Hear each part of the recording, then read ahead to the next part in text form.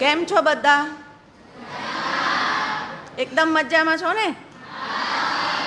અહીંયા શેના માટે આજે આપણે ભેગા થયા છીએ? Very good. નંદનવન નવસારી કરતાં હવે તો તમે બધા વિશ્વના પર્યાવરણ પ્રહરીઓ બની ચૂક્યા છો એવું કેવું મને યોગ્ય લાગતું છે. બરાબર છે ને? આજે એટલા માટે હું એ જણાવી રહ્યું છું કે હાલમાં જ આપણા આ પ્રોજેક્ટનું સમાપન થયું છે, નંદનવન નવસારી પર્યાવરણ પ્રહરીનું. તો પછી એ આપણે અત્યારે સમાપન તો થયું છે પ્રોજેક્ટનું હાલમાં, પણ એને આપણે અભિયાન સ્વરૂપે આજીવન જ ચાલુ રાખવાનું છે. એટલા માટે આજે તમારા સૌ માટે હું આવું સંબોધન વાપરી રહી છું કે વિશ્વના પર્યાવરણ પ્રહરીઓ. સૌને નમસ્કાર. શ્રી સયાજી વૈભવ સાર્વજનિક પુસ્તકાલય અને શ્રી નરેન્દ્ર હીરાલાલ પારેખ જ્ઞાનધામ નવસારી વતી ઉપસ્થિત સૌનું સ્વાગત છે. વર્ષ 1995થી પુસ્તકાલયની નિરંતર ચાલતી પ્રવૃત્તિ મને ગમતું પુસ્તક બાળ વાર્તાલાપનો આ 252મો વાર્તાલાપ છે. અકળાવનારા ઉનાળાની સિઝન શરૂ થઈ ગઈ છે અને સૂરજદાદા દિવસે દિવસે રૌદ્ર સ્વરૂપ ધારણ કરતા જશે. ત્યારે આપણા માટે, પર્યાવરણના રક્ષણ માટે આપણે જેટલું જાણ્યું છે, સમજ્યા છીએ અને આપણાથી શક્ય બને તેટલા પ્રયાસો સતત કરતા જ રહેવાના છે. આજે આવા જ વિષય પરના પુસ્તકને આપણી સમક્ષ રજૂ કરવા માટે આવી રહી છે મનસ્વી અંકિત પારેખ, જે સરસ્વતી વિદ્યા મંદિરમાં ધોરણ 8માં અભ્યાસ કરે છે. મનસ્વીને સંગીતનો શોખ છે અને પરંતુ 2023માં શાસ્ત્રીય સંગીતમાં જિલ્લા કક્ષાએ દ્વિતીય ક્રમાંક પણ મેળવેલો છે. તે ISI ઓફિસર બનવા માંગે છે. તો આપણા બધાની શુભેચ્છાઓ મનસ્વી સાથે છે. મનસ્વી, ખૂબ વાંચજે, ખૂબ મહેનત કરજે, ચોક્કસથી સફળતા મળશે જ મળશે. મનસ્વી પુસ્તક વિશે વાત કરે તે પહેલાં તમને એક ખાસ માહિતી આપી દઉં કે આપણે વાર્તાલાપના અંતે એક પ્રશ્નોત્તરી અને પૂરક માહિતીઓ માટે સમય આપતા હોઈએ છીએ કે આ ચારે ચાર વક્તાઓએ જે પુસ્તકો વિશે વાત કરેલી હોય એને રિલેટેડ તમે એમાંથી તમને થતા પ્રશ્નો તમે નોટ ડાઉન કરતા રહેજો અને ત્યાર પછી તમે જે તે વક્તાઓને એ પ્રશ્નો પૂછી શકો છો. અને માત્ર પ્રશ્નો જ નહીં, પણ એ જે વિષયને હું પુસ્તક હોય તેને રિલેટેડ કોઈ પૂરક માહિતીઓ હોય તમારી પાસે તો એ પણ તમે જણાવી શકો છો. તો એ તમે ખાસ નોટ ડાઉન કરજો. એના માટે તમારે ચારે ચાર વક્તાઓને ખૂબ શાંતિથી સાંભળવા પડશે અને તેમાંથી તમને ઉઠતા પ્રશ્નો તમારે નોટ ડાઉન કરવાના છે. તો તૈયાર છો ને બધા? મનસ્વી આજે પર્યાવરણની સમસ્યાઓ વિશેના પુસ્તક પર વાત કરશે. તો એ વધારે તો આપણને મનસ્વી જણાવશે. આવું.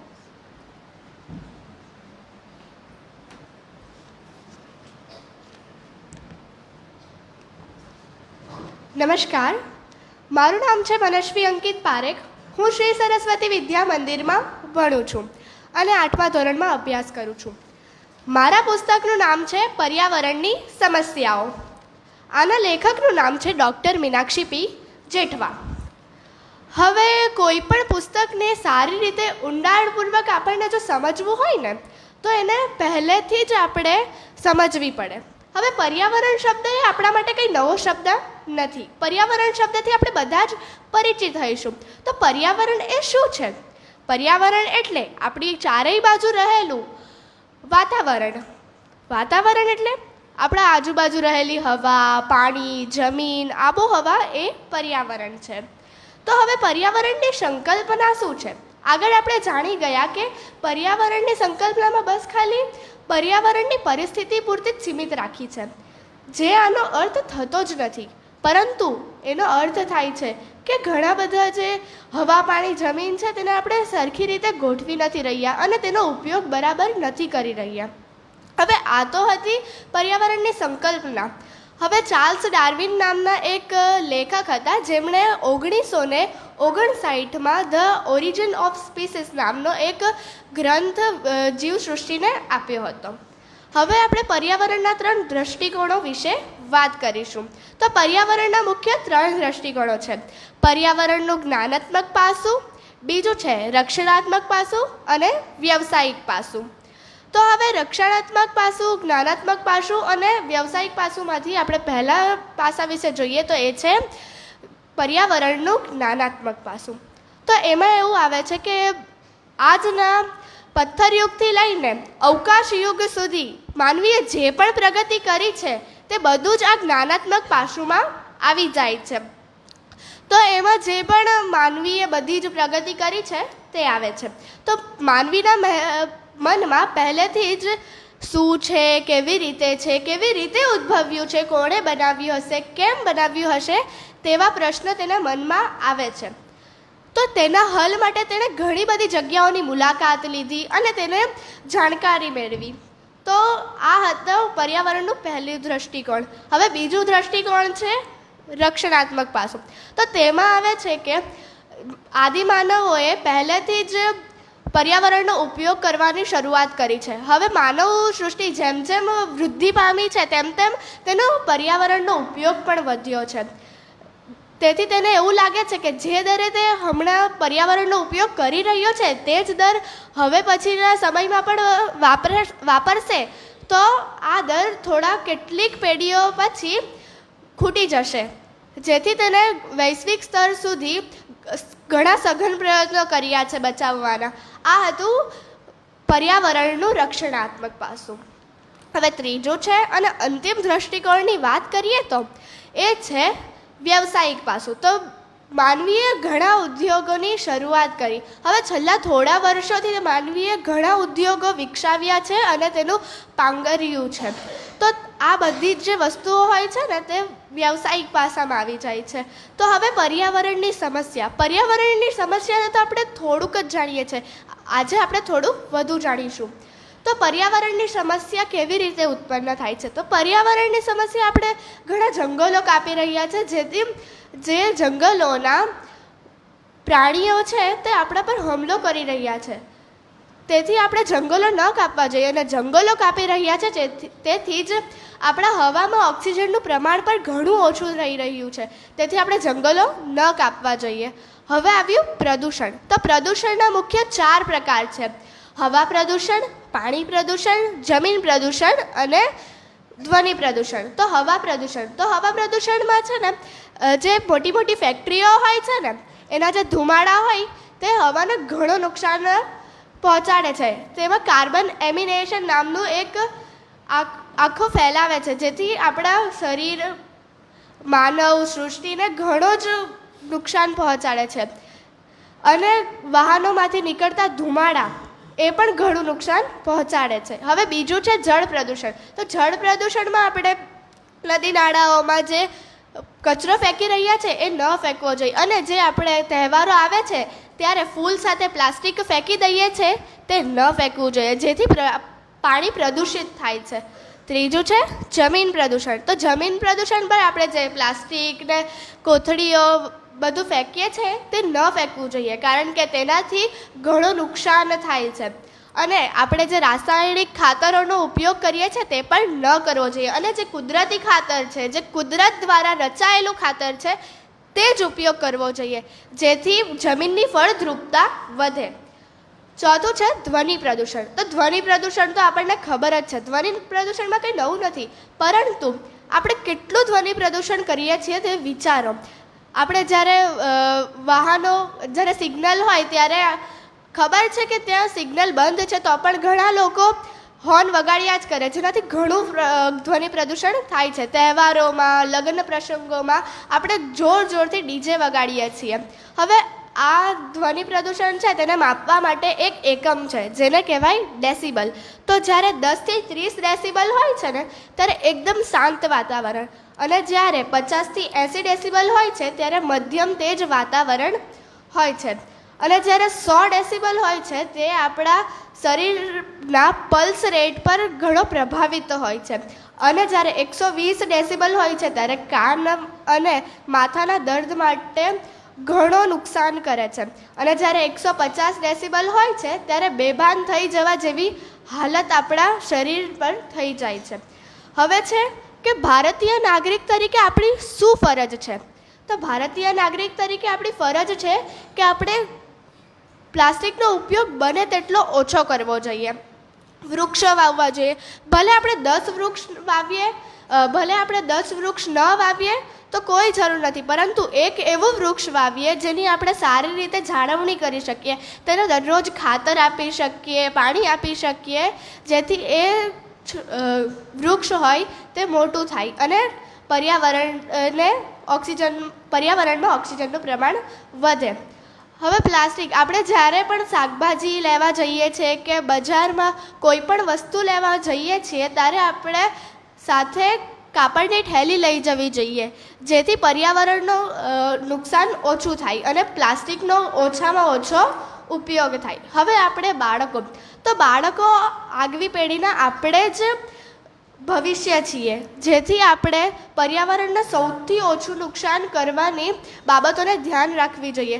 જ્યારે બી આપણે બહાર જઈએ છીએ ત્યારે આપણે જીદ કરીએ છીએ કે મને આ લઈ આપો, તે આ લઈ આપો, અને તે આપણને ખબર જ છે કે પ્લાસ્ટિકની થેલીઓમાં આવે છે, જેથી આપણે એ ખાઈ તો લઈએ છીએ પરંતુ તેનું જે કાગળ હોય છે તે એમને એમ જ રસ્તા પર ફેંકી લઈએ છીએ, જે આપણે ન ફેંકવું જોઈએ અને કચરા પેટીમાં જ ફેંકી દઈએ, જેથી પ્રદૂષણ ઓછું થાય. અસ્તુ.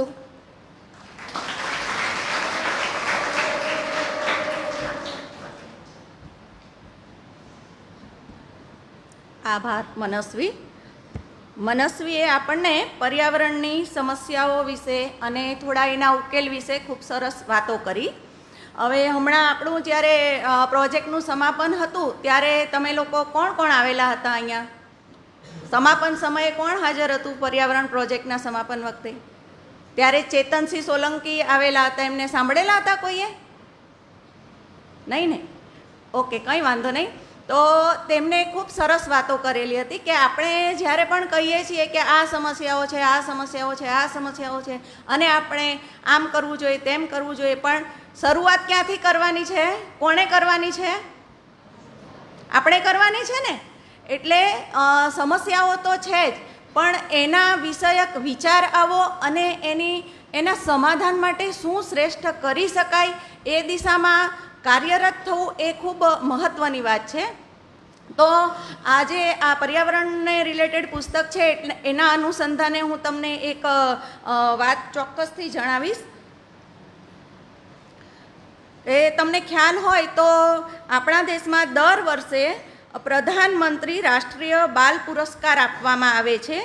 એ એક પ્રતિષ્ઠિત રાષ્ટ્રીય સ્તરનો પુરસ્કાર છે જે ભારતના રાષ્ટ્રપતિ દ્વારા દર વર્ષે વિવિધ ક્ષેત્રોમાં 18 વર્ષથી ઓછી ઉંમરના બાળકોની અસાધારણ સિદ્ધિઓને બિરદાવવા માટે આપવામાં આવે છે.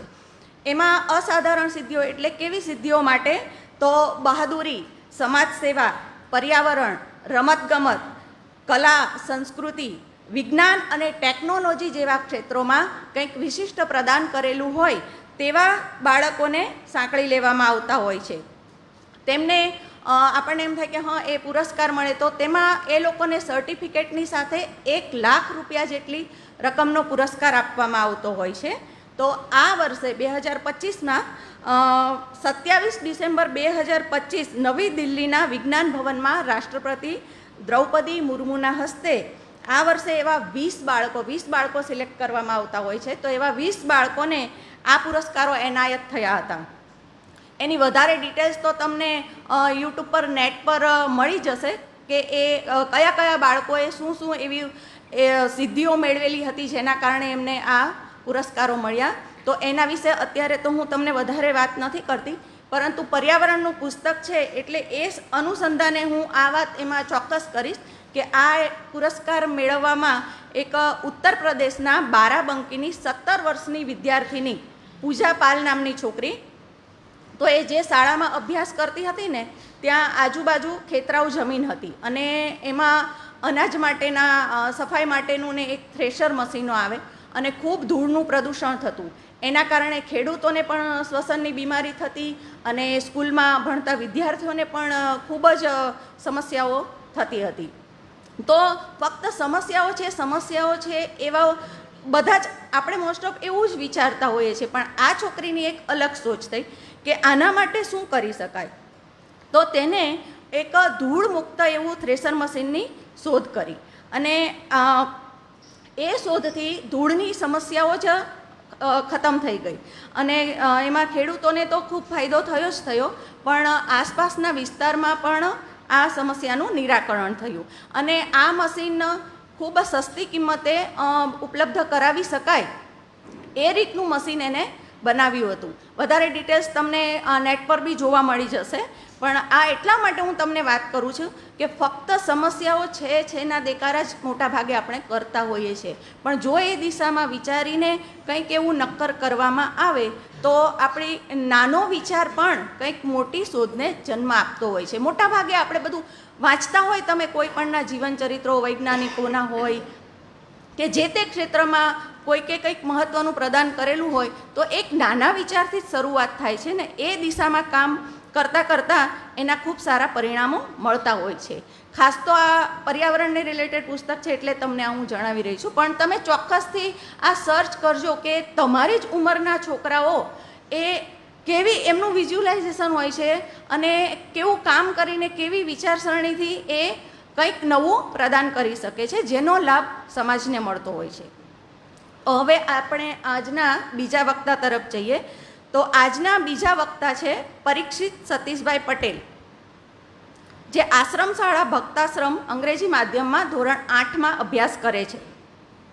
પરીક્ષિત નાનપણથી જ લાઇબ્રેરી સાથે જોડાયેલો છે, જોકે હજી નાનો જ છે પણ હજી પણ નાનો હતો ત્યારથી લાઇબ્રેરી સાથે જોડાયેલો છે અને આ મંચ પરથી 2 વખત વાર્તાલાપ આપી ચૂક્યો છે. ધોરણ 6માં અને ધોરણ 8માં અભ્યાસ કરતો હતો ત્યારે પણ એ અહીંયા લાઇબ્રેરીમાં પુસ્તક પર વાર્તાલાપ આપી ચૂક્યો છે. તેને યોગાનો શોખ છે અને નેશનલ લેવલ પર યોગા વિનર પણ બની ચૂક્યો છે. પરીક્ષિતને રોબોટિક ક્ષેત્રમાં એન્જિનિયર બનવું છે તો જરૂરથી બનશે જ. એ દિશામાં અભ્યાસ કરતાં કરતાં તો જરૂરથી જ તારા લક્ષ્ય સુધી તું પહોંચીશ જ, પરંતુ એ દરમિયાન રોબોટિક્સને લગતી પુસ્તકો તે વિષય પર ચાલી રહેલા સંશોધનો વિશે માહિતગાર થતો રહેજે. કારણ કે આપણે એક વખત લક્ષ્ય તો નક્કી કરી લઈએ છીએ કે હા મારે આ બનવું છે, IAS ઓફિસર બનવું છે, પાયલોટ બનવું છે, ડૉક્ટર બનવું છે, પરંતુ એ પછી આપણે આપણા અભ્યાસમાં જ લાગી જઈએ છીએ, પણ તેને રિલેટેડ બધી જ માહિતીઓ લેટેસ્ટ સંશોધનોથી આપણે સતત માહિતગાર રહેવું જોઈએ. તો એને રિલેટેડ લાઇબ્રેરીમાં રોબોટિક્સના વિષયને રિલેટેડ પણ ઘણી બધી પુસ્તકો છે જેને જરૂરથી વાંચજે. આજે તે આપણને યુઝિંગ એનર્જી ઉર્જાના વપરાશ વિશેના પુસ્તક વિશે વાતો કરશે. ઉર્જા, નાનામાં નાની ગતિવિધિ પણ ઉર્જા વગર શક્ય નથી, જે આપણે સૌ જાણીએ જ છીએ. ઉર્જાનો અર્થ જ શક્તિ, બળ થાય છે. તમારા અભ્યાસક્રમમાં પણ અમે ઉર્જા અને એનર્જી વિશે માહિતી મેળવતા જ હશો. ઉર્જાને ન તો બનાવી શકાય, એટલે કે એનું નિર્માણ ન કરી શકાય અને ન તો તેને નષ્ટ કરી શકાય. ફક્ત એક રૂપમાંથી બીજા રૂપમાં એને રૂપાંતર જ કરી શકાય. ઉર્જા પર વધારે માહિતી મેળવવા માટે હું પરીક્ષિતને અહીંયા સ્ટેજ પર બોલાવીશ.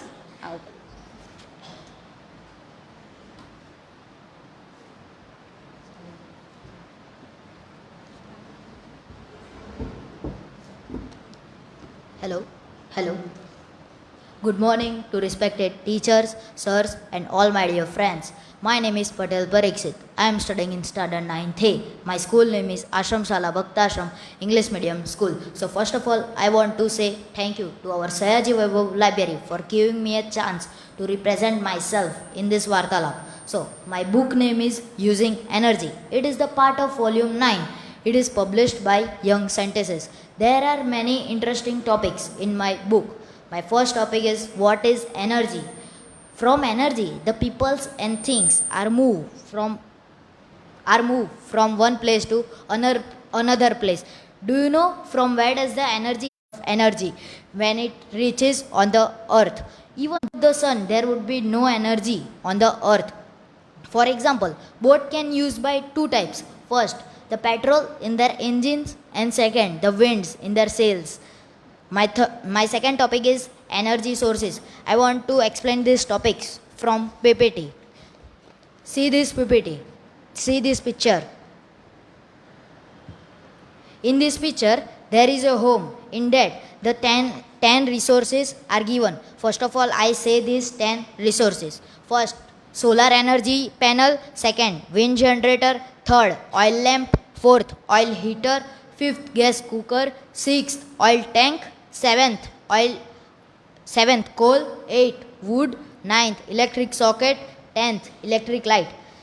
This is the solar panel. From that, the solar panel attracts the sunlight.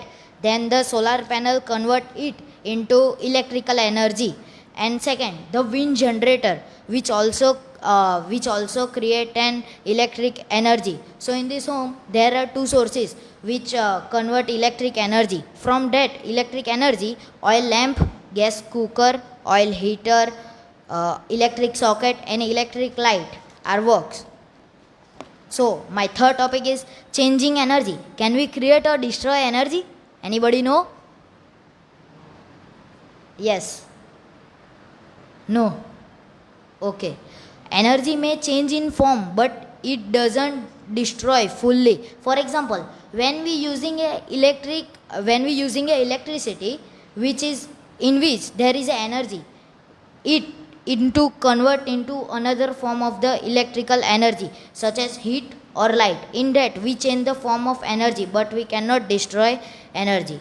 My fourth topic is energy converts. I want to explain this from the example. There is a radio telephone in the Saudi Arabia, which is powered by the solar panel.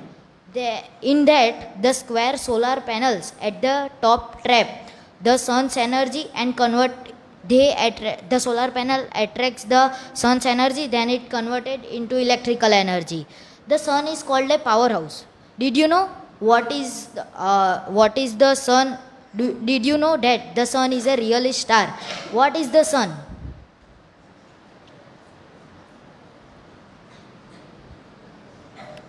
Okay, the sun is a huge ball of a hot substance. The hottest part of the sun is in the center. Sun produce a huge amount of energy on the earth. My fifth topic is fossil fuels. Most of the fuels we use today were formed millions of years ago.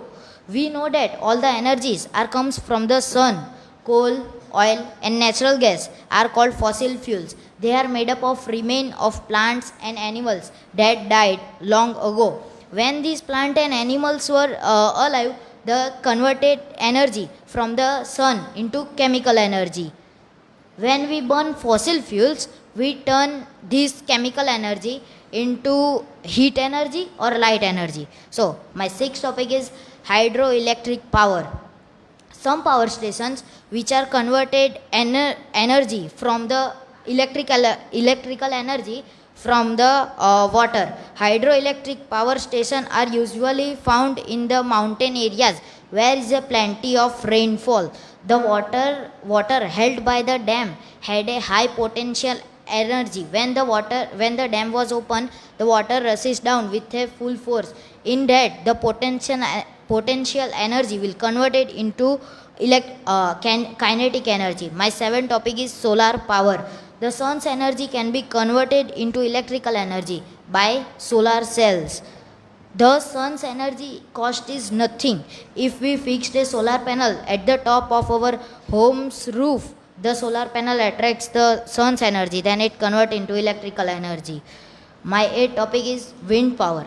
In the North America, there are many types of wind powers which are made up by engineers. Engineers designs it many different kinds because of many problems are there in the wind generator. So they try to solve problems from the different designs like old fashioned windmills and other modern new ones.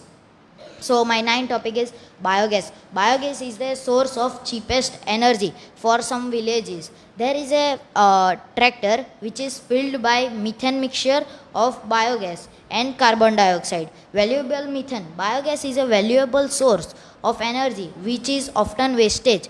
If methane is collected safely and correctly, it is an important source of energy. The process of biogas is also include them. Biogas could be important in countries because it is cheapest in the comparison of other fuels like kerosene, petrol, diesel, etc. For some villages in the middle class or lower class people they were able to buy a biogas fuel. So my all topics are complete, and then I want to explain the picture of the book on the cover. The picture was given at the cover of the book. This is the picture. Anybody knows what is this picture indicates? Yes. Okay, good. This is the picture of oil rig. It is situated in the Scotland of North America. It is situated in the center of the sea, in which there is this is a rig, and this is a extension. It's called extension. From that there is a hollow. In that the unwanted gas was burning from them. Why it is called unwanted gas? Anybody know? Why the gas is called unwanted? Anybody knows? Okay. The gas was harmful for our human beings, birds and animals. So it is called an unwanted gas. So it was releasing by the oil rig peoples from the center of the sea. So they didn't harmful for anyone. Thank you.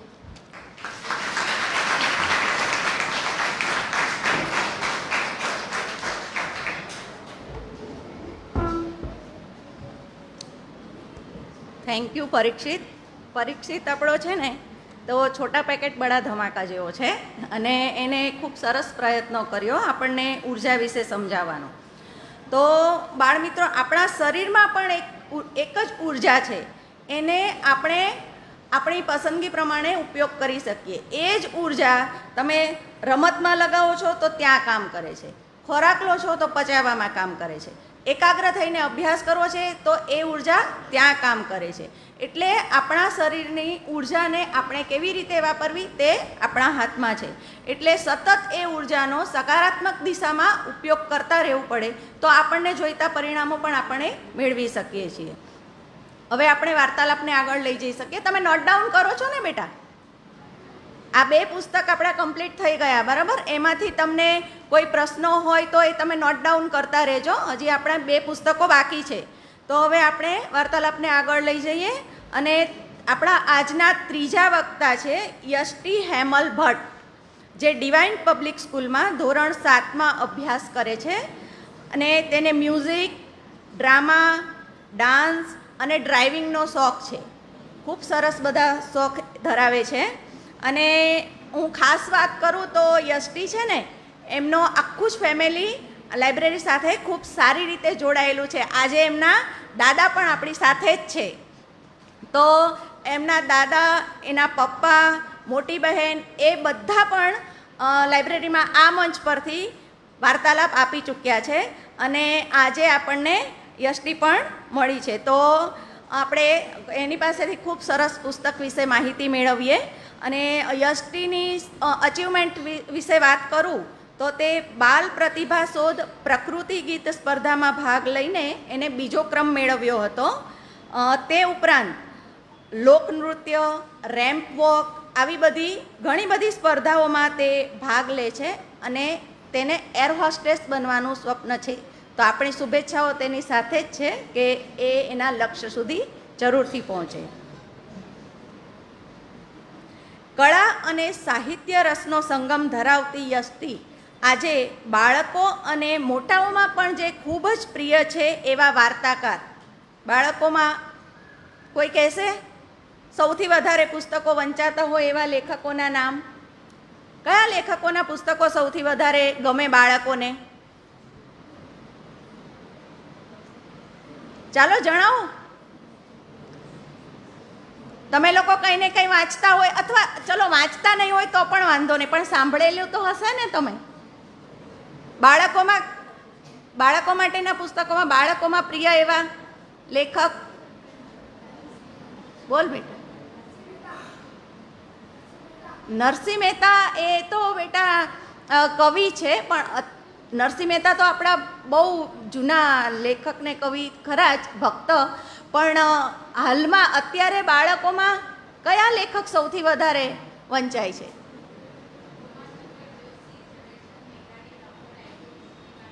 Very good, ખૂબ સરસ. તો અત્યારે હાલમાં બાળકોમાં ખૂબ લોકપ્રિય એવા લેખક સુધા મૂર્તિની પુસ્તક. સુધા મૂર્તિને ઓળખો છો તમે બધા? નામ સાંભળેલું છે? કોણે કોણે નામ સાંભળેલું છે સુધા મૂર્તિનું? Very good. આજે 71 વર્ષ, 71, આ ઉંમરે પણ તેમનામાં બાળક જેવી જ સરળતા છે, બાળક જેવું જ હાસ્ય છે, માટે એ બાળકો સાથે ખૂબ સારી રીતે કનેક્ટ થઈ શકે છે. કંઈ વાંધો નહીં, તમે નથી વાંચેલું તો આજે આપણે યષ્ટિ પાસેથી સાંભળીશું, અને એ પછીથી તમને ચોક્કસથી રસ જાગશે કે આપણે તેમના બીજા વધારે પુસ્તકો પણ વાંચીએ. તો આજે સુધા મૂર્તિની એક પુસ્તક છે. ખૂબ બધી પુસ્તકો એમને લખેલી છે. ગુજરાતીમાં એનો અનુવાદ પણ થયેલો છે, ઇંગ્લિશમાં પણ મળી જાય છે. તો યષ્ટિ પાસેથી આપણે એ સાંભળીશું, પછીથી ચોક્કસથી તમને પણ ઈચ્છા થશે કે અમે પણ આ લેખકની બીજી પુસ્તકો વાંચીએ, એવી આશા રાખું છું.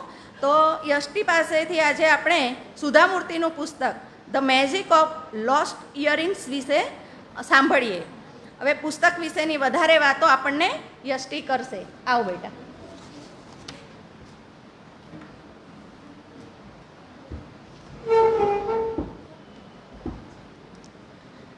Good morning everyone. મારું નામ યષ્ટિ હેમલ ભટ્ટ છે. હું ધોરણ 7માં ડિવાઇન પબ્લિક સ્કૂલમાં ભણું છું. સૌ પ્રથમ હું લાઇબ્રેરી અને મારી ડિવાઇન પબ્લિક સ્કૂલનો ખૂબ આભાર માનું છું કે મને અહીંયા બોલવાનો એક ચાન્સ આપ્યો. આજે હું તમને સુધા મૂર્તિની આ book the magic of the lost earrings એના વિશે અને સુધા મૂર્તિ વિશે થોડુંક જણાવવા માગું છું. આ બુકની હીરો છે નૂની. હવે નૂની કેવું વિચિત્ર નામ છે, હે ને? લાગે ને તમને પણ? એકચ્યુઅલી એમ તો એનું નામ અનુષ્કા છે, પણ એ જ્યારે નાની હતી ને ત્યારે તેને તેનું નામ બોલતા નહોતું આવડતું. તો એને કોઈ પૂછે કે તારું નામ શું છે, તો એ કહેતી નૂની. તો ત્યારથી એનું પેટનેમ નૂની પડી ગયું. નૂની જ્યારે 15 વર્ષની થાય છે ત્યારે તેના દાદા દાદી સાથે તે નોર્થ ઇન્ડિયા ફરવા જાય છે. નોર્થ ઇન્ડિયામાં ઉજ્જૈન જ્યારે તે ફરતી હોય છે ત્યારે તેના બેગમાંથી એને સોનાની મોરની આકૃતિ દોરેલી ઇયરિંગ્સ મળે છે. એ ઇયરિંગ્સને જોઈને તે તેના દાદીને પૂછે છે કે દાદી, આ તમારી ઇયરિંગ્સ છે? દાદી જોઈને તરત કહે છે કે આ મારી તો નથી, તારી પાસે આવી ક્યાંથી? નૂની, દાદી અને તેના દાદા વિચારમાં પડી જાય છે. એ ઇયરિંગ્સ જે પાઉચમાં હતી, એ પાઉચ પર એક લોગો હતો. એ લોગો હતો ખુરાના બ્રધર્સનો. ખુરાના બ્રધર્સ એક જ્વેલરી શોપ છે. નૂની જોઈ છે કે એ ખુરાના બ્રધર્સની શોપ આવી ક્યાં છે. એ શોપ અમૃતસરમાં છે. નૂની તેના દાદા દાદી સાથે અમૃતસર જાય છે આ ઇયરિંગ્સ પાછી આપવા માટે. એ જ્યારે અમૃતસરમાં ખુરાના બ્રધર્સની શોપમાં જાય છે ત્યારે તેને ખબર પડે છે કે આ ઇયરિંગ્સ અહીંયાની તો છે જ નહીં. અહીંયાથી કોઈએ સાફ કરાવી હતી આ ઇયરિંગ્સને અને પછી પાછું લઈ ગયા હતા. પણ નૂનીના બેગમાં એ ઇયરિંગ્સ આવી ક્યાંથી? ત્યારે તેને ખુરાના બ્રધર્સમાંથી એવી પણ ડિટેલ મળે છે કે આ ઇયરિંગ્સની બીજી સેમ ટુ સેમ પેર છે. તેને ખબર પડે છે કે આ પેર કોઈ કેવલરામ પાસે છે. હવે કેવલરામ કોણ તે તો નૂનીને પણ નથી ખબર. તે જે ડિટેલ હોય છે તેમાં કેવલરામનું એડ્રેસ લખ્યું હોય છે. નૂની કેવલરામના ઘરે જાય છે, પણ ત્યાં કેવલરામનું ઘર નહીં, હવે એક શોપ હતી, એ પણ જ્વેલરી શોપ જ. એ શોપમાં જઈને તેને ખબર પડે છે કે કેવલરામ હવે નથી રહ્યા, તે ગુજરી ગયા છે. પણ તેને એ પણ ખબર પડે છે કે કેવલરામ મરતા હતા એના પહેલાં એમણે એ ઇયરિંગ્સ જે હતી તે દમન કૌર નામની એક છોકરીને આપી દીધી હતી. એ છોકરી હવે બહુ જ મોટી થઈ ગઈ હતી, એટલે કહી શકાય તમારા દાદા દાદીની એજની થઈ ગયા છે. નૂની દમન કૌરના ઘરે જાય છે ને તેને ઇયરિંગ્સ વિશે પૂછે છે. તેને ખબર પડે છે કે આ ઇયરિંગ્સ જે છોકરીની છે તે છોકરીની નાની બેન પણ છે. તે દમન કૌરની બેસ્ટ ફ્રેન્ડ હતી. તેને ખબર પડે છે કે દમન કૌર જ્યારે એ છોકરીની બેસ્ટ ફ્રેન્ડ એટલે દમન કૌરની જે બેસ્ટ ફ્રેન્ડ હતી એને લાસ્ટ ટાઈમ મળી હતી ત્યારે તેને એડ્રેસ પણ કીધું હતું. એનું એડ્રેસ એને બરાબર રીતે યાદ નથી હતું. તો દમન કહે છે કે એ ક્યાં યુએસએમાં રહે છે ક્યાં યુકેમાં રહે છે. નૂની વિચારમાં પડી જાય છે કે બંનેમાંથી જવું ક્યાં. ત્યાં જ નૂનીની મમ્મીનો ફોન આવે છે એના દાદીના ફોન પર કે નૂનીની રજા પતવાની છે ને ત્યાર પછી એની એક્ઝામ પણ છે, નૂનીને ઘરે મોકલો. તેના દાદા દાદી નૂનીને એરપોર્ટ પર મૂકવા જાય છે ને ત્યાં નૂનીના પપ્પા એને લેવા આવે છે અને બંને યુકે જતા રહે છે. નૂનીની એક્ઝામ્સ જ્યારે પતી જાય છે ત્યારે નૂનીના દાદા દાદી તેને કહે છે કે ચાલ આપણે તારી રાધા ફોઈના ઘરે જઈએ, લંડનમાં જ રહે છે, તારા ઘરથી 1 કલાકની તો દૂરી છે. નૂની તેના દાદા દાદી સાથે એની રાધા ફોઈના ઘરે જાય છે. ત્યાં જઈને તેની રાધા ફોઈને કહે છે કે ફોઈ મારે તો બીવીબી ભવન જે છે તેમાં ભરતનાટ્યમ પરફોર્મન્સ કરવાનું છે. રાધા નૂની અને તેના દાદા દાદીને લઈને જાય છે,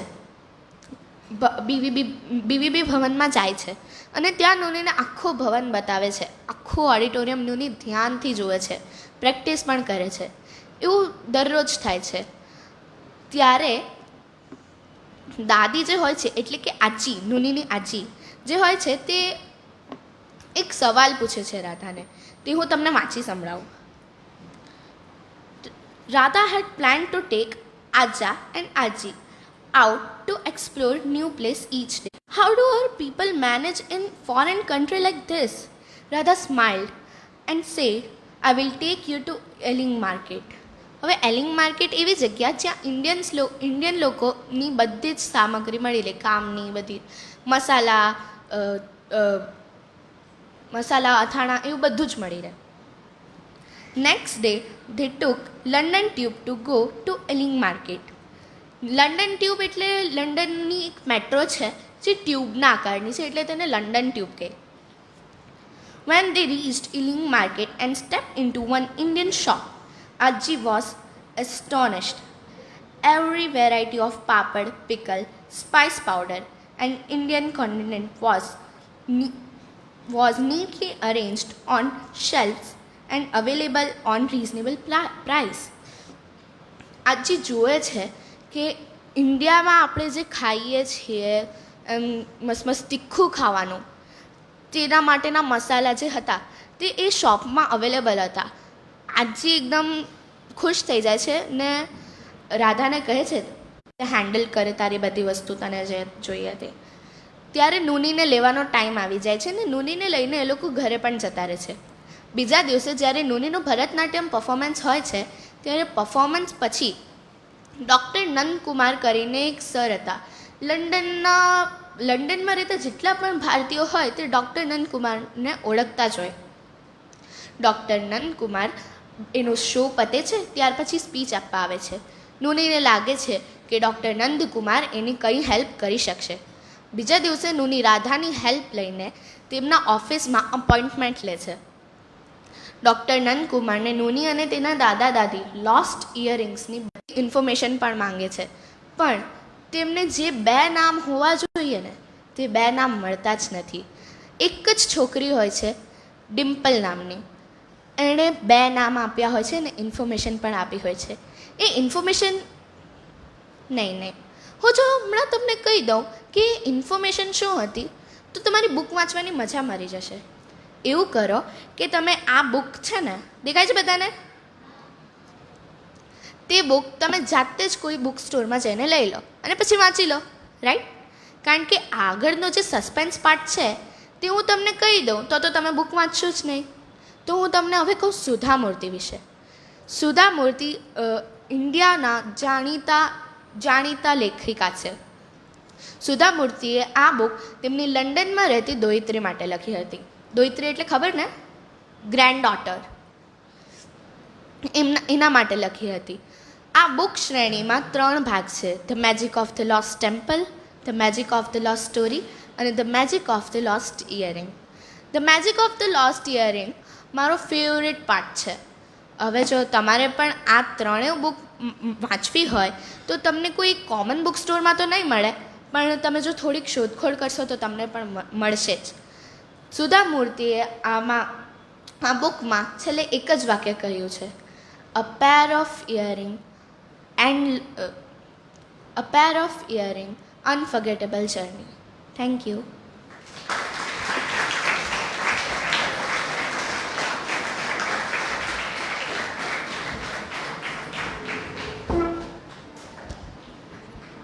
થેન્ક યુ યષ્ટી.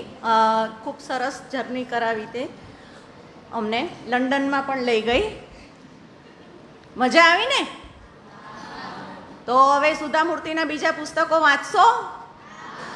સ્કૂલની લાઇબ્રેરીમાં પણ તમારે પુસ્તકો હશે જ હશે. અગર ત્યાં નહીં હોય તો આપણી લાઇબ્રેરીમાં તો છે જ. અને એને એક પુસ્તકની વાત કરી, પણ સુધા મૂર્તિના બધા જ પુસ્તકો એટલા સરસ હોય કે તમને એક વખત ચાલુ કરો પછી પૂરું કરીને જ તમે ઊભા થાઓ. આવી જ આખી એમની એક સિરીઝ છે ગોપીઝ ડાયરી. તો જેને પ્રાણીઓ પ્રત્યે પ્રેમ છે, ખાસ કરીને ડોગી, કોને ગમે? ગમે ને તમને બધાને? તો એમના ઘરે પણ ખૂબ સરસ ડોગી હોય છે અને એ નાનપણથી જ્યારે એમને લાવેલા અને ત્યારથી મોટું થાય છે એ સમયના વચ્ચેના એના બધા એટલા રમૂજી કિસ્સાઓ મૂકેલા છે કે બાળકોને ખૂબ વાંચવાની મજા આવે. એટલે તમે લોકો શનિ રવિમાં પણ લાઇબ્રેરીમાં આવજો અને સુધા મૂર્તિના પુસ્તકો એ સાથે બીજા લેખકોના પણ પુસ્તકોને ખાસ જોજો. તમને ખૂબ વાંચવાની મજા આવશે ને તમારે વાંચનની શરૂઆત પણ થઈ જશે.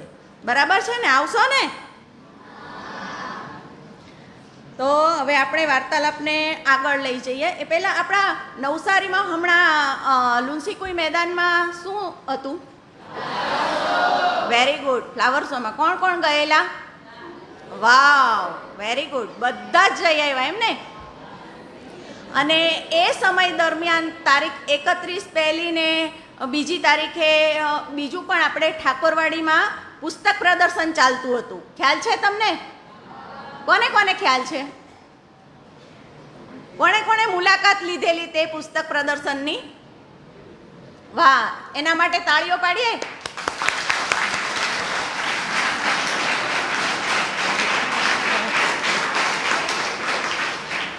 તો જુઓ તમે, આ જે પણ શો થાય, ફ્લાવર શો થાય, બીજા બધા શો થાય, એ બધામાં જવાનું જ, એનો કોઈ વાંધો નથી. પણ સાથે સાથે આપણે આપણા બધા જ રસ કેળવવા જરૂરી છે, આ વિદ્યાર્થી જીવનમાં તો ખાસ. તો તમને જ્યાંથી પણ જાણ થાય કે અહીંયા પુસ્તક પ્રદર્શન છે તો ચોક્કસથી એની મુલાકાત તમારે લેવી જ જોઈએ. ટીચર્સને સાથે લઈ જવા, પેરેન્ટ્સને, તમારા ભાઈ બહેનને બધાને સાથે લઈને આ પુસ્તક પ્રદર્શનો જ્યાં જ્યાં થતા હોય તેની મુલાકાત ચોક્કસથી લેવી. નવસારીમાં તો આપણે અવારનવાર થતા જ રહેતા હોય છે. તો તમને ખૂબ બધા લેખકોની અને જાતના બધા વિષય વૈવિધ્યવાળા પુસ્તકો જોવા મળશે. બરાબર? એટલા માટે ખાસ મેં તમને પૂછ્યું કે બીજા શો થતા હોય એમાં તો આપણે જતા જ હોઈએ છીએ, પણ આ એક ખાસ ધ્યાનમાં રાખજો. અને હવે જે ચૂકી ગયા છો તો પણ કંઈ વાંધો નથી. આપણી લાઇબ્રેરીમાં તો આપણે એ પુસ્તક પ્રદર્શનમાંથી ખૂબ સરસ પુસ્તકો તમારા માટે જ લાવેલા છીએ. તો તમે ચોક્કસથી એ પુસ્તકો વાંચજો, જોજો અને તમને ખૂબ મજા આવશે. આવશો ને? અમને ખબર હતી કે ઘણા બધા બચ્ચાઓ ચૂકી જશે આ પુસ્તક પ્રદર્શનને, એટલા માટે ખૂબ બધા નવા પુસ્તકો અમે લઈ આવેલા છીએ. હવે આપણે વાર્તાલાપને આગળ વધારતા આપણા ચોથા વક્તા, આજના છેલ્લા વક્તા ધ્રુવસિંહ સત્યેન્દ્રસિંહ રાજપૂત. તે શ્રી સરદાર શારદા મંદિર સ્કૂલમાં ધોરણ 11માં અભ્યાસ કરે છે. તેમને બિઝનેસમેન બનવું છે અને રમતગમતનો પણ શોખ છે. રમતોત્સવમાં ભાગ લઈ જાન્યુઆરી 2023માં 100 મીટરની દોડમાં તથા કબડ્ડીમાં પણ તે દ્વિતીય ક્રમે વિજેતા બની ચૂકેલો છે. અને તેઓ પણ ખૂબ જ જાણીતા, હમણાં જે એક બાળકે જણાવ્યું ને ડૉક્ટર આઈ કે વીજળીવાલાનું નામ, એમના પુસ્તક પર વાર્તાલાપ આપવાના છે આજે. તો એટલે આપણને ખૂબ સરસ તમે બધા નહોતા જાણતા એ બધાને ખ્યાલ આવી ગયો ને કે બાળકોમાં ખૂબ વંચાતા 2 લેખકો સુધા મૂર્તિ અને ડૉક્ટર આઈ કે વીજળીવાલા, બરાબર. તો હવે આપણે એવા જ જાણીતા લેખક ડૉક્ટર આઈ કે વીજળીવાલાની પુસ્તક પર વાર્તાલાપ સાંભળીશું ને?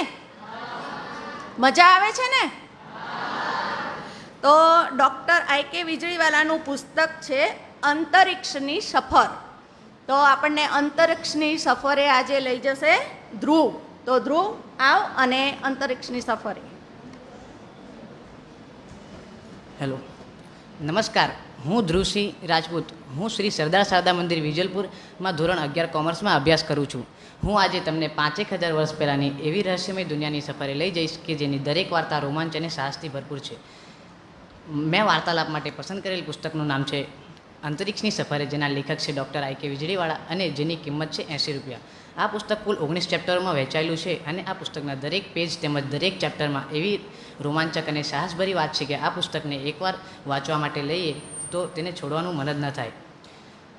તો આ પુસ્તકના વિશે તમને હું કહેતા પહેલાં આ પુસ્તકમાં આવતા અમુક કેટલાક શબ્દો વિશે જણાવી દઉં, જેથી તમે મારી વાત સરખી રીતે સાંભળી તેમજ સમજી શકો. ડોગોની પશ્ચિમ આફ્રિકાના માલી દેશમાં રહેલા આદિવાસી પ્રજાના લોકોનું નામ છે. લોકોની પ્રજાતિને ડોગોન કહેવાય છે.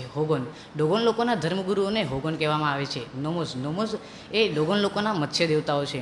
અને મિકાતાતેન એ એક પરગ્રહવાસી છે જે ઝાયલેન્થિયા ગ્રહની નિવાસી છે. નેફર્ટિટી અને અખેનાતન ઇજિપ્તના 18મા રાજવંશના રાજા રાણી છે. તો ચાલો હું મારું વાર્તાલાપ શરૂ કરું. પુસ્તકની શરૂઆતના પ્રકરણમાં ક્વાઝી, જે મુખ્ય પાત્ર ડિકનો મિત્ર છે, તે તેમને જણાવે છે કે આપણે બંડી આગ્રા એટલે કે જે આફ્રિકાના પ્રદેશમાં આવેલ માલી દેશનું એક શહેર છે જ્યાં જઈએ, કારણ કે ત્યાં આજથી 4000 વર્ષ પહેલાં અંતરિક્ષમાંથી પરગ્રહવાસીઓ સોનાની શોધમાં આવ્યા હતા અને તેમણે ત્યાં સોનાની ખાણ ખોદાવી અથવા ખોદી હતી, જે આજે પણ બંદી આગ્રામાં સ્થિત છે. તો તેને શોધવા માટે ડીક તેમજ તેમના મિત્રો સાહસની યાત્રા શરૂ કરે છે. તેમણે બંડી આગ્રામાં એક 90 વર્ષના હોગન રહે છે, જેમના પાસે એક એવું યંત્ર છે જેનાથી આપણે બીજા ગ્રહ પર જઈ શકીએ છીએ. હોગનને મળવા માટે તેમજ બંડી આગ્રા જવા માટે આપણને સંજીવનીના પાન લઈ જવાનું ખૂબ જ અગત્યનું છે, કારણ કે હોગનને કેન્સરની બીમારી છે અને જો હોગન પાસેથી આપણે માહિતી પ્રાપ્ત કરવી હોય તો આપણે સંજીવનીના પાન લઈને જઈએ તો તેમની તબિયત સારી રાખી શકાય તેમ હતું.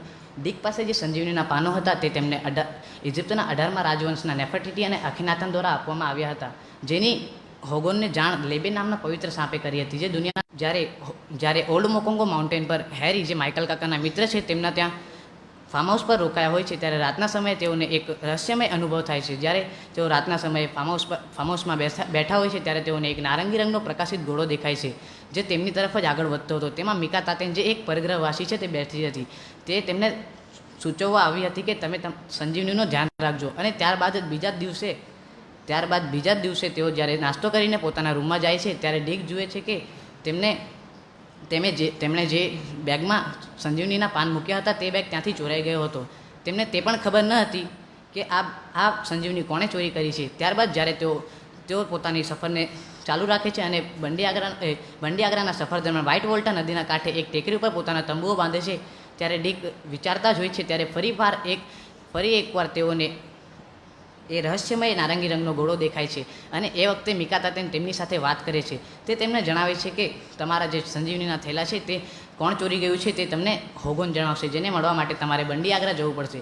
ત્યારબાદ તેઓ બંડી આગ્રામાં ઓલ્ડ મોકોંગો માઉન્ટેન પરથી ફરીને હંબોરી ટોન્ડો પર્વત પર પહોંચે છે, જ્યાં તેઓ હોગનની મુલાકાત લે છે. અને હોગન તેમને જણાવે છે કે રિબાન્તી એમને ક્યાં મળશે. રિબાન્તી એમને દમાનો ઉત્સવ, જે ડોગોન લોકોનો એક ઉત્સવ છે, ત્યાં મળશે એમ કહે છે. ત્યારબાદ બોકો, ડીક તેમજ તેમના સાથીઓ રિબાન્તીના ગામ માટે રવાના થાય છે. ત્યાંથી જ આ સાહસ યાત્રાનો મુખ્ય પાત્ર ચાલુ થાય છે.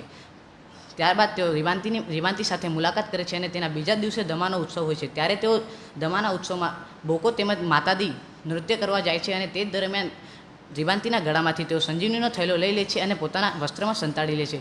ત્યારબાદ તેઓ ત્યાંથી ઝડપથી નીકળવાની કોશિશ કરે છે, પરંતુ તે નીકળી શકતા નથી, કારણ કે તેઓને રિબાન્તીના માણસો ઘેરી લે છે. અને ત્યારબાદ તેમનો પાસે કોઈ પણ ઉપાય હતો નહીં, તેથી તેઓ ત્યાં જ ઊભા રહી જાય છે. અને ત્યારે બોકો તેમને જણાવે છે કે નોમોસ પર વિશ્વાસ રાખો, નોમોસ આપણને બચાવી જ લેશે. ત્યારે તે ક્ષણે મીકા તાતેન આવે છે અને તેઓને બચાવીને લઈ જાય છે. ત્યારબાદ તેઓ ફરી પાછા હંબોરી-ટોન્ડો પર્વત પર વાગેમ હોગોન, જેમનું નામ વાગેમ છે, તેમના પાસે આવી જાય છે. ત્યારે હોગોન ડીક તેમજ તેમના સાથીઓને જણાવે છે કે આપણે તમારે ડીક અને તેમના મિત્રોએ નોમોસને મળવા જવાનું છે. નોમોસે ઝાયલેન્થિયા ગ્રહ પર રહેતા હતા, તો ચાલો હું તમને ઝાયલેન્થિયા ગ્રહ પર લઈ જાઉં. આવશો ને? હા, તો હવે ઝાયલેન્થિયા ગ્રહ પર જવા માટે અવકાશમાં પ્રકાશની ઝડપે ગતિ ત્યારે તેઓ જુએ છે કે અમારા પગ તો છે જ નહીં. તો પછી તેઓ કઈ ગુડ અર્થ પર કોઈ પણ વનસ્પતિને કાંટા હોતા નથી, કારણ કે તેઓને ખબર છે કે તેઓને કોઈ પણ કારણ વગર કોઈ માણસ કાપી કે નાશ ન કરી નાખે. ત્યાં પ્રાણીઓ પણ વનસ્પતિઓને કંઈ કરતા નથી, કારણ કે પ્રાણીઓ માટે જુદા પ્રકારની પોષક દ્રવ્યોથી ભરપૂર વનસ્પતિઓની રચના થઈ હોય છે અને તે લોકો તેમાંથી જ પોષણ મેળવે છે. ત્યાં કોઈ પણ પ્રકારનો ઘોંઘાટ જોવા મળતો નથી. ત્યાં દરેક ગાડી ચુંબકીય બળની મદદથી ચાલતી હોવાથી તેઓને વચ્ચે અમુક નિશ્ચિત અંતર હોય છે, તેના કારણે ત્યાં ટ્રાફિક અથવા અકસ્માતની સમસ્યા પણ સર્જાતી નથી. તે ગુડ અર્થ છે એના કારણે જ છે. ત્યાં ઘણા વનસ્પતિઓ છે, તેથી ત્યાં ઓક્સિજનનું પ્રમાણ પણ ઘણું વધારે છે ને કોઈ પણ પ્રાણી કે માણસ તેઓને હાનિ પહોંચાડતો નથી. તેથી આપણને પ્રશ્ન થાય કે જો કોઈ માણસ હાનિ ન પહોંચાડે કે વનસ્પતિઓને કાપવામાં ન આવે તો તેઓનું પ્રમાણ ન વધી જાય ને તેના કારણે ઓક્સિજનનું પ્રમાણ ન વધી જાય, તેવો પ્રશ્ન પોલને પણ થાય છે. ત્યારે મીકા તાતેન તેના ઉત્તરમાં જવાબ આપે છે કે આપણે જે ઓક્સિજનનો પ્રયોગ કરીએ છીએ તેમાંથી આપણને માત્ર 20 થી 30% જ વનસ્પતિમાંથી પ્રાપ્ત થાય છે, જ્યારે બાકીનું 70 થી 80% ઓક્સિજન આપણને દરિયાઈ વનસ્પતિમાંથી પ્રાપ્ત થાય છે. પૃથ્વી પરના 80% કરતાં વધારે વૃક્ષો નાશ પામે તો પણ આપણને ઓક્સિજનની તંગી પડે નહીં, એવું મીકા તાતેન જણાવે છે. ત્યારબાદ ફક્ત ડીક જ નોમોસને મળવા જાય છે. નોમોસ ઝાયલેન્થિયા ગ્રહ પર રહે છે, તે આપણને શરૂઆતમાં જ ખબર પડી છે. ત્યારે ઝાયલેન્થિયા ગ્રહ પર જાય છે ત્યારે નોમોસ તેઓને મળે છે અને નોમોસ જે છે તે ડીક તેમજ તેમના સાથીઓથી ઘણા ખુશ થયા હતા. અને ત્યારબાદ નોમોસને મળીને ડીક ફરી પાછા જ્યારે મીકા તાતેન પાસે આવે છે ત્યારે તેઓને ખબર પડે છે કે બંડી આગ્રાનું જનરેટર જે બંધ થઈ ગયું હતું તેના કારણે તેઓના પગ જે ઝાયલેન્થિયા ગ્રહ પર પહોંચી શક્યા ન હતા, તે જનરેટર શરૂ થઈ ગયું છે. તેથી મીકા તાતેન તેઓને જલ્દીથી જ તરત જ પૃથ્વી પર ફરી પાછા ટેલિપોર્ટ કરી દે છે. જ્યારે તેઓ પૃથ્વી પર આવે છે ત્યારે તેઓ જુએ છે કે અહીં 1 મહિનો થઈ ગયો હોય છે અને તેઓ તો ઝાયલેન્થિયા ગ્રહ પર ફક્ત 1 દિવસ જ રહ્યા હોય છે. આ પ્રક્રિયા માટે જવાબદાર છે સમયનું વિસ્તૃતિકરણ. સમયના વિસ્તૃતિકરણમાં પૃથ્વીનો સમયગાળો અલગ હોય છે તેમજ ઝાયલેન્થિયા ગ્રહનો સમયગાળો અલગ હોય છે. ઝાયલેન્થિયા ગ્રહની ધરીભ્રમણની ગતિ ઓછી હતી, તેના કારણે ત્યાં 1 દિવસ ખૂબ જ લાંબો હોય છે, જ્યારે પૃથ્વીની ધરીભ્રમણની ગતિ ઝાયલેન્થિયા ગ્રહ કરતાં ઘણી વધુ હોવાને કારણે ત્યાં અહીંયા 1 મહિનો ગુજરી ગયો હતો. જ્યારે તેઓ ફરી પાછા આવે છે ત્યારે હોગોનને મળે છે. હોગોનની તબિયત ખૂબ જ ખરાબ થઈ ગઈ હતી, તેઓ બોલી પણ શકતા ન હતા. તેમના શરીરનો જમણો ભાગ અંગ એકદમ લકવાગ્રસ્ત બની ગયો હતો. ત્યારે ડીકને હેસ્લિંગના ધોની વૈદ્યકાકા દ્વારા જણાવવામાં આવ્યું હતું તે જ પ્રમાણે બધી સંજીવનીનો ઉપયોગ કરીને તેઓ હોગોનની સારવાર કરે છે અને ત્યારબાદ તેઓ મૃત સંજીવની જે મુખ્ય સંજીવની છે તેના પાનનો રસ કાઢે છે. તેમાંથી ભૂરા રંગનો ચળકતો રસ નીકળે છે અને તે જ્યારે તેઓને પીવડાવે છે ત્યારે તેમના મોઢામાંથી ફીણ નીકળે છે અને ત્યારબાદ તેઓને આંચકા આવે છે. ત્યારબાદ હોગોન ફરી પાછા જેવા તંદુરસ્ત હતા તેવા થઈ જાય છે. ત્યારબાદ મીકા તાતેન ફરીવાર આવે છે. આ વખતે મીકા તાતેન સૌની સામે આવી રહી હતી. દર વખતે મીકા તાતેન માત્ર ડીકને જ દેખાતી હતી, પરંતુ આ વખતે બધા ડોગન પ્રજાતિના લોકો તેમજ હોગોન તેમજ ડીકના બધા સાથીઓની સામે આવી હતી. ત્યારે તે જણાવે છે કે નોમોઝે એક કડવો નિર્ણય લીધો છે. નોમોઝના કડવા નિર્ણય એ મુજબ હતું કે બંડી આગ્રામાં રહેલું ટેલિપોર્ટેશન માટેનું મશીન હંમેશા માટે બંધ કરી દેવાનું હતું, કારણ કે તેના વિશે રિવાન્તી તેમજ ઘણા બધા ગલત માણસોને ખબર પડી ગઈ હતી. તેથી આવું આધુનિક દુનિયાનું સૌથી આધુનિક મશીન હંમેશા માટે જમીનમાં ધરબાર થઈ જાય તે ઘણી દુઃખની વાત હતી, પરંતુ નોમોઝના નિર્ણયને ટાળી શકાતું નથી. તેથી તેઓ તેમના કહ્યા મુજબ કરે છે અને એક ઘડીના ત્રીજા સાહસ યાત્રા પૂર્ણ થાય છે. આ પુસ્તકના અંતે હવે આજે આપણે 4 વક્તાઓએ જે પુસ્તકો વાંચી અહીંયા આવીને આ 10 થી 12 મિનિટ 15 મિનિટ એ લોકો જે બોલ્યા, તો એની પાછળ પણ એમને એકાદ મહિનાથી મહેનત કરવી પડી છે, ત્યારે એ લોકો આ સ્ટેજ પર આવીને તમને આટલું પુસ્તક વિશે જણાવી શક્યા છે. બરાબર છે ને? તો એના માટે આપણે 4 વક્તાઓને ખૂબ તાળીઓથી બિરદાવીએ.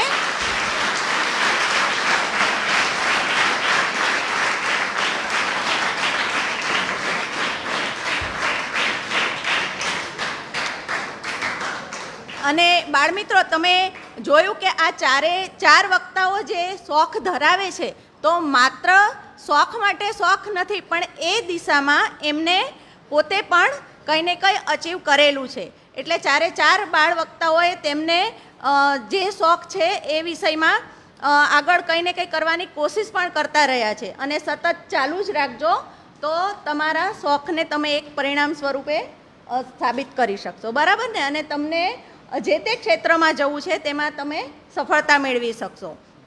તો આજે લેખક છે જુલે વર્ન, અંગ્રેજીમાંથી અનુવાદ થયેલી પુસ્તકો છે એમની. તો એ પણ આવી ખૂબ જ રોમાંચક સફર કરાવતી પુસ્તકો, પાતાળ પ્રવેશ, બરફના પ્રદેશમાં, સમુદ્ર સફર, આવી બધી એટલી બધી સરસ પુસ્તકો લખતા હોય છે ને કે તમે વાંચતા વાંચતા એટલા રોમાંચિત થઈ જાઓ ને કે વાહ, આવી કોઈ જગ્યાએ જવાનું મળે તો કેટલી મજા આવે. એટલે આ પુસ્તકો પણ તમે ચોક્કસથી વાંચજો. હમણાં એક મૂવી આવેલું હતું, કયું, પ્રહલાદ પરનું, નરસિંહા. હા, તમે બધાએ જોયેલું? વેરી ગુડ, જોવું જ જોઈએ. કારણ કે એ બધું તમે આ મૂવી જુઓ છો ત્યારે તમે જુઓ છો આની પાછળ શું કામ કરે છે? કલ્પના શક્તિ જ. કે તમે જ્યારે આવું કંઈક વાંચેલું હોય તો તમારા માઇન્ડમાં આખું આ ક્લિયર થતું જાય છે અને એમાંથી આવું સર્જન થતું હોય છે. એટલા માટે પણ તમારી કલ્પના શક્તિને વિકસાવવા માટે પણ તમારે વાંચવું પડશે, તો જ તમને ખૂબ સારા એના રિઝલ્ટ દેખાશે. એ તમને પોતાને જ અનુભવ થશે કે મારામાં ક્યાં ક્યાં પરિવર્તન આવતું જાય છે. કારણ કે હવે આપણા શરીરની દરેક ઇન્દ્રિયો છે ને એનો એક ચોક્કસ ખોરાક હોય છે. જેવી રીતે આપણા શરીરમાં ઉર્જા માટે આપણે ખોરાક ખાઈએ છીએ. ખોરાક ખાઈએ છીએ ને બધા, પૌષ્ટિક ખોરાક ખાઈએ કે જેથી આપણું શરીર તંદુરસ્ત રહે. એવી રીતે આપણું કાન છે, આપણી કાનની ઇન્દ્રિય છે, એનો ખોરાક શું છે? સારું સાંભળવું, સારી સારી વસ્તુઓ, સંગીત સાંભળવું અને જ્યાં પણ આપણને સારું સાંભળવા મળે છે તે સાંભળવું. કારણ કે હંમેશા આપણને સારું જ ગમતું હોય છે. તમે ટ્રાફિકમાં હોય, ઘોંઘાટ હોય તો એ આપણને ઓટોમેટિકલી ગમતો નથી. તો કાનની ઇન્દ્રિય છે એનો ખોરાક છે સારું શ્રવણ કરવું, સારું સાંભળવું, જ્ઞાન મેળવવું. એવી રીતે આપણી આંખનો ખોરાક શું છે? આંખનો ખોરાક શું? વેરી ગુડ, સારી વસ્તુઓ જોઈ, આપણને ગમી જાય તેવા દ્રશ્યો જોઈએ, કુદરતી દ્રશ્યો છે કે એવી કોઈ જગ્યાએ જઈએ કે આપણી આંખોને ઠંડક મળે છે, તો એ આપણી આંખોનો ખોરાક છે. એવી રીતે સારું વાંચન, સારું શ્રવણ, એ બધું આપણા મનનો ખોરાક છે. તો આપણા મનને પણ આપણે સદા એવો પૌષ્ટિક ખોરાક આપવો જોઈએ, વાંચન થકી, સારું સાંભળવાથી, એ બધી રીતે. હવે આજના ચારે ચાર વક્તાઓના વક્તવ્ય પૂરા થયા છે અને હવે આપણે પ્રશ્નોત્તરી તરફ આગળ વધીશું. તો બધાએ નોટ ડાઉન કરેલું છે ને? પ્રશ્નો પૂછશો ને તમે? નથી? પ્રશ્નો જ નથી? જો, પ્રશ્નોને તો પ્રગતિના પગથિયા કહેવામાં આવે છે. એટલે પ્રશ્નો તો તમને ઉઠવા જ જોઈએ. અને પ્રશ્ન કદાચ તમને નથી થયા તો આ પુસ્તકોમાંથી તમને કોઈ પૂરક માહિતી સ્વરૂપે તમને કંઈ ખ્યાલ હોય તો એ પણ તમે ચોક્કસથી આપી શકો છો. અને પ્રશ્ન પૂછતા પહેલાં તમારું નામ તમારે ખાસ જણાવવાનું છે.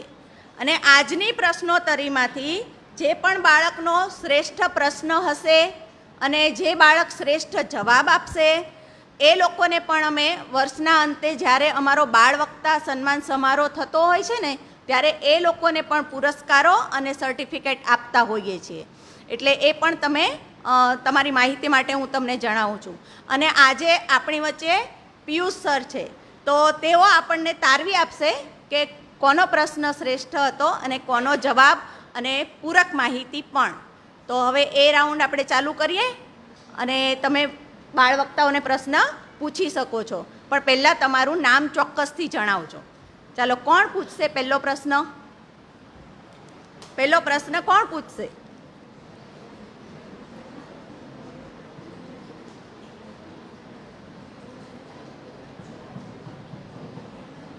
ચાલો ચાલો, કોઈએ શરૂઆત જ કરવાની છે.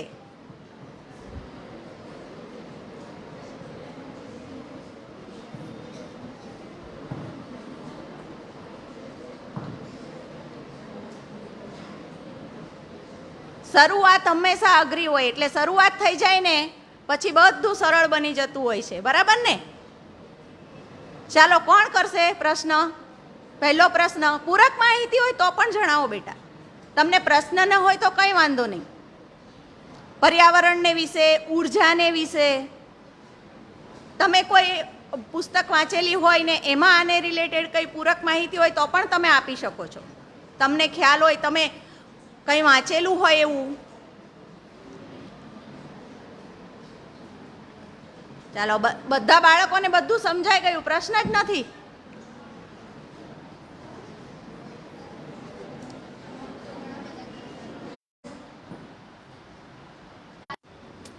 કાર્બન એમિનેશન એટલે જે પ્રદૂષણ ફેલાય છે ને એને એક ઇંગ્લિશ શબ્દ છે કાર્બન એમિનેશન. એને કાર્બન જે પ્રદૂષણ જે ફેલાય છે ને, ધુમાડો નીકળે છે ને ફેક્ટરીઓમાંથી, એને કાર્બન એમિનેશન કહેવાય છે. એ ઇંગ્લિશ શબ્દ છે.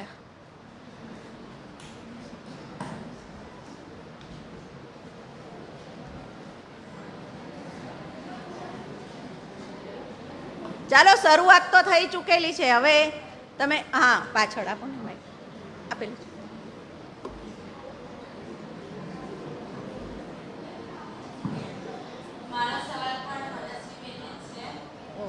મનસ્વીને ભારત સરકારે 2047માં વિકસિત ભારતનું સપનું જોયેલું છે, તો આપણે પર્યાવરણને નુકસાન નહીં પહોંચાડીશું તો એ સપનું કેવી રીતે સાકાર થશે? કારણ કે જો વિકસિત ભારત બનાવવું હોય તો આપણને નુકસાન થવાનું જ છે, તો આપણે એ કઈ રીતે કરી શકીએ? તો એ તો છે ને, એ આપણા પર છે કે આપણે કેટલું મહેનત કરીએ છીએ 2047ને વિકસિત ભારત તરીકે ઓળખાવા માટે. અને તમે કીધું તેમ કે આપણે પ્રદૂષણ તો થવાનું જ છે, એ વાત બરાબર છે, પરંતુ એના પાછળના આપણે ઘણા બધા સંશોધન કરીએ તો એ પ્રદૂષણ ઓછું થઈ શકે છે, જેથી આપણે 2047ને વિકસિત ભારત તરીકે ઓળખી શકીએ.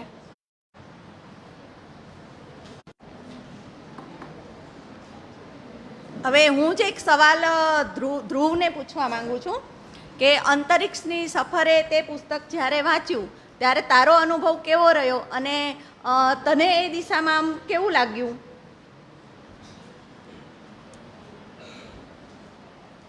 જ્યારે પ્રથમ વખત મેં આ પુસ્તક વિશે વાંચ્યું ત્યારે મેં જોયું કે આ પુસ્તકમાં મુખ્ય વસ્તુ તો એ છે કે આમાં ડોગોન પ્રજાતિના રહસ્ય વિશે જણાવવામાં આવ્યું છે.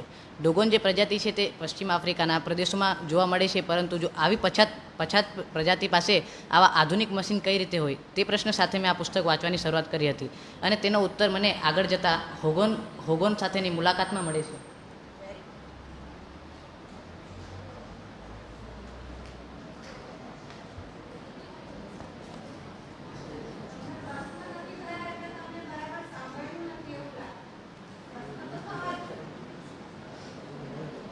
પૂરક માહિતી હોય કોઈ પાસે તો તે પણ આપી શકે છે. હા, પ્રશ્નો જ પૂછવા એવું નથી.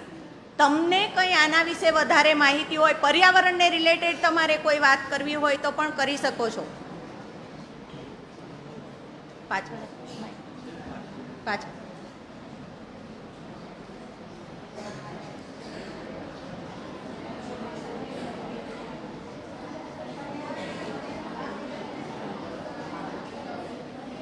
મારું નામ રાજ કુલદીપ દિવાકર છે. મારો પ્રશ્ન છે કે આપણા શરીરના અંદરમાં કઈ એવી ઊર્જા છે જેના લીધે આપણે કોઈ સફળતા પામી હતી?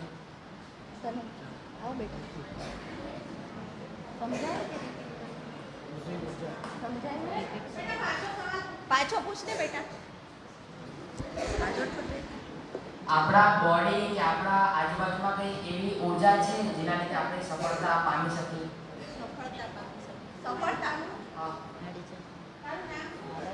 રાજ કુલદીપ દિવાકર.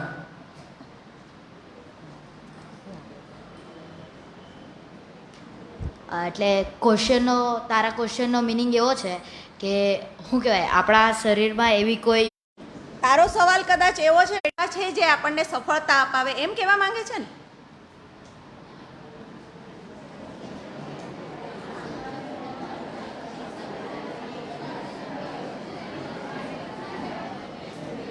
મતલબ આપણને કોઈ સપોર્ટ કરી શકે. સપોર્ટ કરી શકે. હા. હા, એટલે એવી બધી ઉર્જા તો સપોર્ટિવ જ હોય છે, પણ આપણે તેને કઈ દિશામાં લઈ જઈ શકીએ છીએ. એક બોમ્બ બને છે તો પણ એમાંય ઉર્જા જ છે, બરાબર છે ને? અને એની સામે બીજા કોઈ એવા હવે પ્લેન છે, બસ છે, તમે જે બી યુઝ કરો છો તે આપણે સારા ઉપયોગ માટે કરીએ છીએ. એટલે આપણી ઉર્જાને આપણે કઈ દિશામાં કામ કરાવીએ છીએ તે આપણા હાથમાં છે. અગર તમે એને સકારાત્મકતા તરફ લઈ જાઓ તો એ સદાય સારા પરિણામ જ આપવાની. એ જ ઉર્જાને નેગેટિવ દિશામાં લઈ જાઓ તો એના ખરાબ પરિણામો જ મળવાના. એટલે આપણે આપણી ઉર્જાને કઈ દિશામાં વાળવી છે એ દિશામાં આપણે કામ કરવું પડે તો એ હંમેશા સપોર્ટિવ જ હોય છે, બરાબર ને? Thank you. ચાલો નેક્સ્ટ, આ બાજુ આપજો.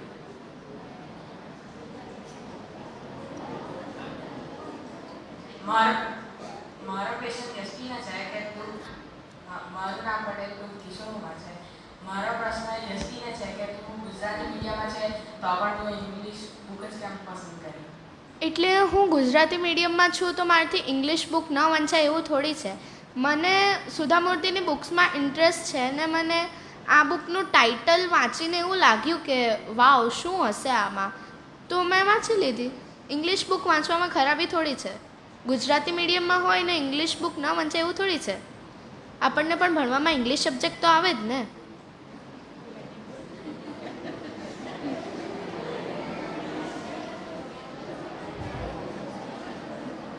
મારું નામ છે પટેલ પોલ રશિદ કુમાર કાલિદાસ.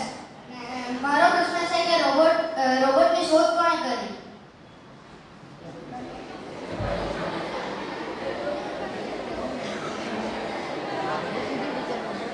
રિપીટ કરીએ. રોબોટની શોધ કોણે કરી? રોબોટિક એન્જિનિયર બનવાનું છે. રોબોટ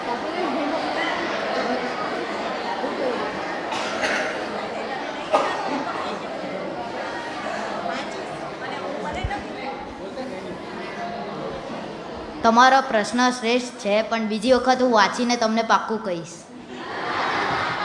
ઓકે, એને જો ખૂબ સાહજિકતાથી એને સ્વીકારી લીધું છે કે એને એ માહિતી નથી, તો હવે એ વધારે વાંચશે. તને ખ્યાલ હોય તો તું પણ જણાવી શકે છે બેટા, બરાબર? અને એક મિનિટ, આગળ જે સવાલ કોઈને પણ ખબર હોય તો જણાવો તમે, તો બધાને એક સારી માહિતી મળશે.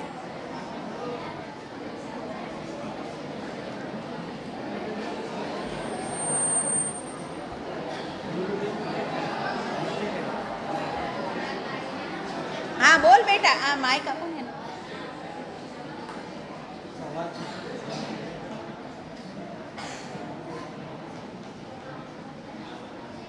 મારું નામ શ્રીવાણી હર્ષિતા છે.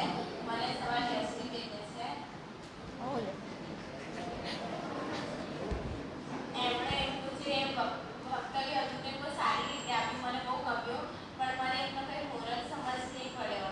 તમે જે છેલ્લા ઇન્ફોર્મેશન જે બુક જાતે વાંચીને લેવા માટે કીધો, પણ એની પહેલાં જે તમે બધું કીધું એનો કંઈ મને મોરલ સમજ નહીં પડ્યો. એની અંદર રહસ્ય શું છે એ? એટલે મને સમજ નથી પડતો તમારો સવાલ. એટલે તમે જે વક્તવ્ય આપ્યું એની અંદર તમે શું કહેવા માંગતા હતા, એ બુક શું કહેવા માંગી એ અમને ખબર નહીં પડી. એટલે moral of the story is this કે આ બુક જે છે તે આખી મિસ્ટ્રીથી ભરાયેલી છે ને તમારે જો એ જાણવું હોય કે છેલ્લે શું થયું, તમારે એ જ જાણવું છે ને કે છેલ્લે શું થાય છે, એ તો તમારે બુક વાંચવી પડે ને. જો હું તમને અત્યારે બધાની વચ્ચે કહી દઉં કે છેલ્લે શું થાય છે, તમે બુક નહીં વાંચશો. ના, વાંચીશ, પણ તમે જે અત્યારે કીધું એની અંદર શું કહેવા માંગતા હતા એ નહીં ખબર પડી. એટલે કે આ નૂની જે છોકરી છે ને તેનામાં કેટલું એમ છે કે મારે આ ઇયરિંગ્સ જે છે તે પાછી આપી જ દેવી છે, મારી વસ્તુ નથી, તે મારે પાછી આપી જ દેવી છે. જેની સોનાની ઇયરિંગ્સ ખોવાઈ ગઈ છે તેને કેવું લાગ્યું હશે એ વિચારીને નૂની એ ઇયરિંગ્સ પાછી આપવાની શોધમાં જાય છે. Okay, thank you.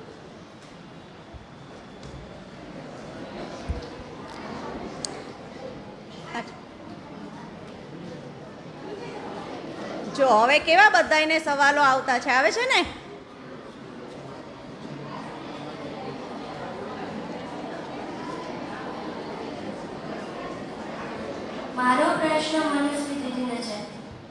Priya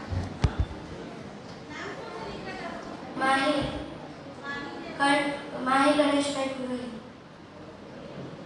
decibel એટલે શું? ડેસિબલ એટલે મેં જેવી રીતે આગળ સમજાઈ ગઈ કે કોઈ પણ ધ્વનિ જે હોય છે ને તેને જે માપવાનો જે એકમ હોય છે ને એને ડેસિબલ કહેવાય. જેમ કે આપણે કંઈ બી પ્રવાહી વસ્તુને માપવા માટે લીટર મિલીલીટર ને એવું વાપરીએ છીએ ને એવી રીતે ધ્વનિને માપવા માટે ડેસિબલ નામનો એક શબ્દ વપરાય છે.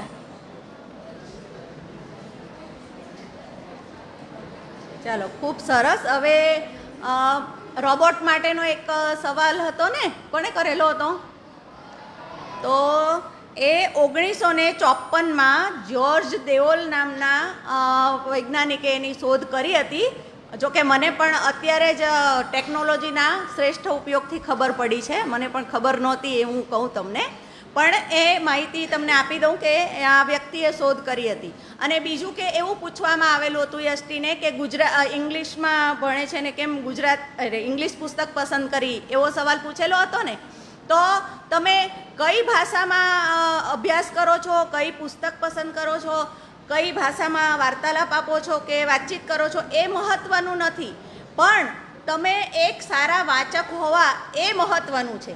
અને શક્ય ત્યાં સુધી તમે શક્ય એટલી ભાષાઓ શીખો અને બધા જ સાહિત્યને વાંચો, તો જ તમારો ઓલ ઓવર વિકાસ થશે. એટલા માટે ઇંગ્લિશમાં વાંચો, ગુજરાતીમાં વાંચો, હિન્દીમાં વાંચો, મરાઠીમાં વાંચો, એનું કોઈ ખાસ મહત્ત્વ નથી, પણ તમે રીડિંગ હેબિટ કેળવો એનું જ ખાસ મહત્ત્વ છે. બરાબર ને? તો હવે આપણે આ પ્રશ્નોત્તરીના રાઉન્ડને પૂરો કરીએ. હવે કોઈને પ્રશ્ન નથી ને પૂછવાનો? આ છેલ્લો પ્રશ્ન. હા બેટા,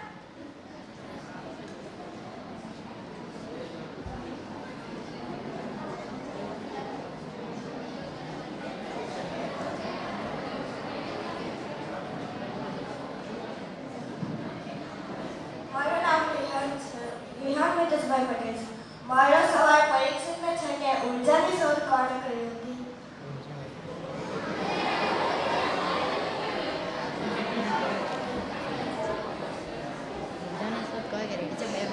ઉર્જાની શોધ નથી, ઉર્જા છે, વર્ષોથી ઉર્જા છે. ઉર્જાની શોધ કોઈ દિવસ થઈ જ નથી. એ વર્ષોથી ઉર્જા છે જ. વર્ષોથી આપણે જે બી કંઈ કરીએ એની અંદર ઉર્જા લાગે જ. ઉર્જાથી જ પહેલાંના માણસો કે પહેલાંના જે બી કેવું હોય તે તો એ મૂવ કરતા હતા એક જગ્યાએથી બીજી જગ્યા ઉપર. મેં પહેલાં જ કીધું ને, peoples and things are move from the energy. બસ એનાથી.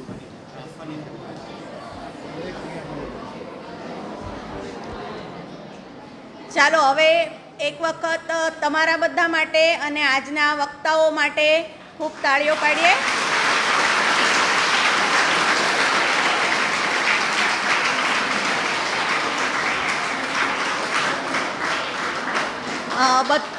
તમે વક્તાઓને ખૂબ સારી રીતે સાંભળ્યા અને ચારે ચાર વક્તાઓએ પોતાનું શ્રેષ્ઠ આપવાનો સરસ પ્રયાસ પણ કર્યો. અને હવે આપણે વાર્તાલાપના અંત તરફ જઈ રહ્યા છીએ. તો આજે આપણા સદનસીબે આપણા પિયુષ સર આપણી વચ્ચે છે અને તેઓ આપણને તારવી આપશે શ્રેષ્ઠ સવાલને શ્રેષ્ઠ જવાબ. તો હું સરને આમંત્રણ આપું છું કે સર આવો અને બચ્ચાઓ માટે થોડીક પ્રેરણાત્મક વાતો પણ તમે કરો.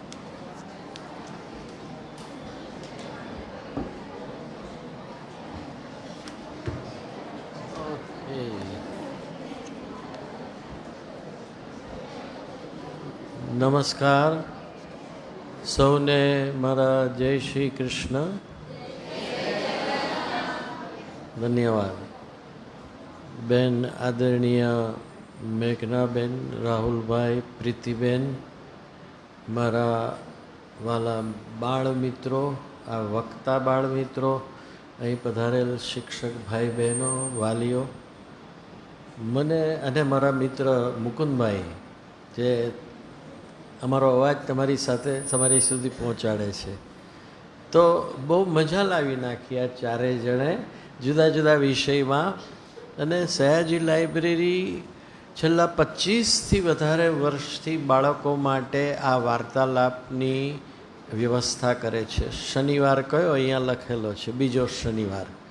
અને એમાં તમારે આ સાંભળવા તમારી નિશાળના આચાર્ય શિક્ષકો એટલી વ્યવસ્થા કરે કે તમને સાંભળવા લઈ આવે. તો એવું તો જરૂરી નથી કે તમે અહીંયા 150 જણા બેઠા છો એમાંથી બધાને ઈચ્છા તરત થઈ જાય, પણ 150માંથી 2ને પણ ઈચ્છા થાય તો એ 2નો ઉદ્ધાર થઈ જાય. વાંચવાનું મન થાય અને વાંચીને પછી બોલવાનું મન થાય. પહેલી વાત કે બોલવું એ જ જરૂરી છે. અહીંયા મંચ ઉપર આવીને તમે બોલો એ જ જરૂરી છે અને એ તાકાત છે. બેસીને સાંભળવું, શ્રવણ કળા પણ એક બહુ સુંદર વસ્તુ છે. એ શ્રવણ કળા ડેવલપ કરવી જોઈએ. આવ્યા બેઠા ખાલી મસ્તી માટે મજા કરી અને કંઈક કોમેન્ટ પાસ કરી એવું તો બહુ સામાન્ય માણસ કરી શકે. એક રોબોટને નહીં, એક ચિમ્પાન્ઝીને તૈયાર કરો તો પણ એને મજાક મસ્તી કરતાં આવડી જાય. બરાબર. ખરી વસ્તુ લિસનિંગ ડેવલપ કરવાની છે ને આ સવાલ પૂછવાની વાત છે. સવાલ એ પૂછી શકે કે જેણે બરોબર લિસનિંગ શ્રવણ કર્યું હોય તે. અને આ બાળકો વિહંગે સવાલ કર્યો, વિહંગે 2 સવાલ કર્યો, હર્ષિતાએ 2 સવાલ કર્યા. વિહંગ એમ રાઈટ 2 સવાલ કર્યા ને વિહંગે? ક્યાં છે વિહંગ ને? હા, શું નામ? વિહાન. ઓકે, 2 સવાલ કર્યા. હર્ષિતાએ 2 સવાલ કર્યા અને રાજ દિવાકરે સવાલ કર્યો. કુંજ પટેલ, પલ પટેલ, માહી પુરોહિત બધાએ સવાલ કર્યો. આટલા બધામાંથી આટલા બાળકોએ 1 2 3 4 5 6 બાળકોએ બહુ સારા સવાલ. પણ મારે તો સૌથી શ્રેષ્ઠ સવાલ કોણે કર્યો એનું ઇનામ નક્કી કરવાનું છે અને તે છે હર્ષિતા શ્રી માળી. એણે 2 સવાલ કર્યા આ દીકરીએ અને બંને સારા હતા. એણે 1 સવાલ, બેસી જા બેટા, એણે 1 સવાલ કર્યો કે પર્યાવરણને નુકસાન ન કરવું જોઈએ. પણ એક તરફ આપણે વિકસિત ભારતની વાત કરીએ છીએ તો પર્યાવરણને નુકસાન તો કરવું પડે. એના કહેવાનો અર્થ એ કે વૃક્ષો કપાય છે. બરાબર, એમ આઈ રાઈટ? પણ બીજું એક કે એ લખાણ જે એક પર્યાવરણની જે ભારતીય પેલી સંહિતાને ત્યાં જે આપણું બંધારણ એમાં ઉલ્લેખ છે કે જે તમે વૃક્ષોને કાપો છો તેનું પાછું બીજી તરફ એ વાવેતર થવું જોઈએ અને એના પ્રયાસો પણ સરકાર કરે છે. એ ચાલુ છે, એ પ્રયાસો થતા હોય છે. ઓકે. અને બીજો સવાલ એણે યષ્ટીને કર્યો કે મોરલ મને સમજાવ્યું ને શી વોઝ એબ્સોલ્યુટલી રાઈટ કે કંઈક ને કંઈક મારે સમજવું. પછી જ્યારે એણે ક્લિયર કર્યું યષ્ટીએ કે ના ના એની પ્રમાણિકતા છે, એને જમ્પ નથી વળતી, ચેન નથી પડતું કે મારે આ ઇયરિંગ્સ પાછા પહોંચાડવા છે તે. એટલે આ રીતે તમે અહીંયા આવ્યા, બધાને સાંભળ્યું અને બેને મને બોલાવ્યો તે માટે ખૂબ ખૂબ આભાર. મજા આવી ગઈ. થેન્ક યુ, ધન્યવાદ.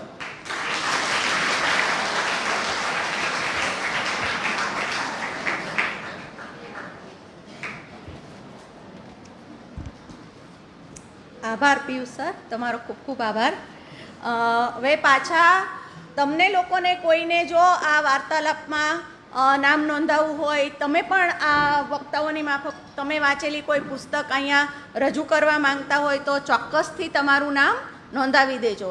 હવે તો આપણો પાછા માર્ચ મહિનામાં બાળ વાર્તાલાપમાં તો મળીશું જ અને પરીક્ષાઓ પણ નજીકમાં આવી રહી છે.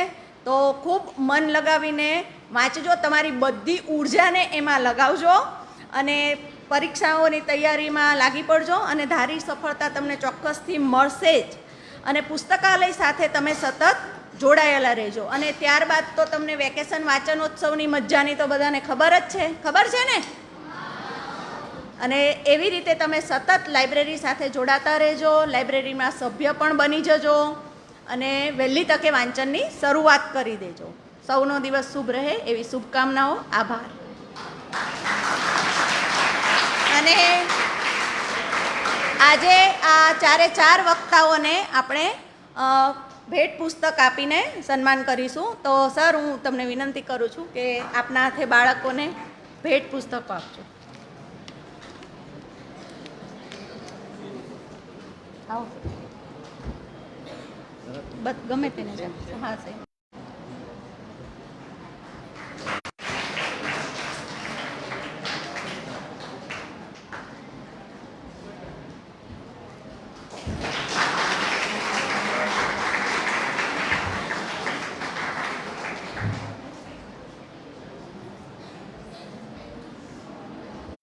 ફરી પાછા વાર્તાલાપમાં મળીશું.